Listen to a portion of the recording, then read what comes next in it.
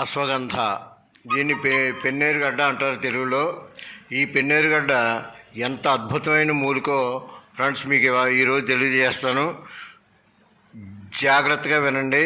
ఇది ఏ ఏ రోగాలంటే నిద్రలేమి, తర్వాత కీళ్ళ నొప్పులు, తర్వాత ఏమో వంధ్యత్వం అంటే పిల్లలు పుట్టిన వారి కోసం, అలాగే లైంగిక ఆసక్తి, లైంగికంగా వీక్గా ఉన్నవాళ్ళు, ఇంకా ఒకటే ఎన్నో ఎన్నో ఎన్నో రకరకాల రోగాలకి అద్భుతమైన మందు అశ్వగంధ. ఈ అశ్వగంధని మనకి మార్కెట్లో దొరుకుతుంది.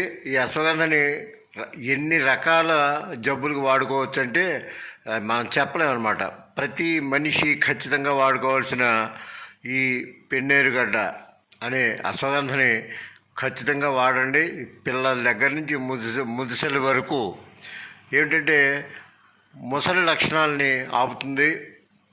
బ్రెయిన్లో వయసు పెరిగే కొద్దీ చనిపోతున్న కణాలని చనిపోవటాన్ని నిరోధిస్తుంటే తగ్గిస్తుంది. అలాగే కీళ్ళ నొప్పులు, వంధ్యత్వం అంటే పిల్లలు కలగకపోవటం, చిన్న ప్రాబ్లమ్స్ ఉంటాయి చూసారు, వాళ్ళు కూడా ఇది వాడితే ఆ పిల్లలు పుట్టే అవకాశం ఉంది.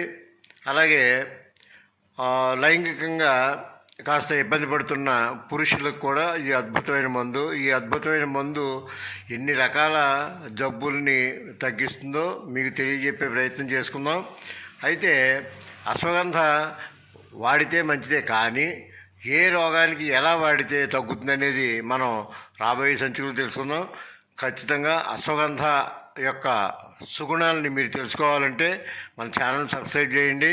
పార్ట్ 2లో మీకు ఏ ఏ జబ్బుల్ని ఏ విధంగా వాడాలనేది నేను క్లియర్గా చెప్తాను. Thank you.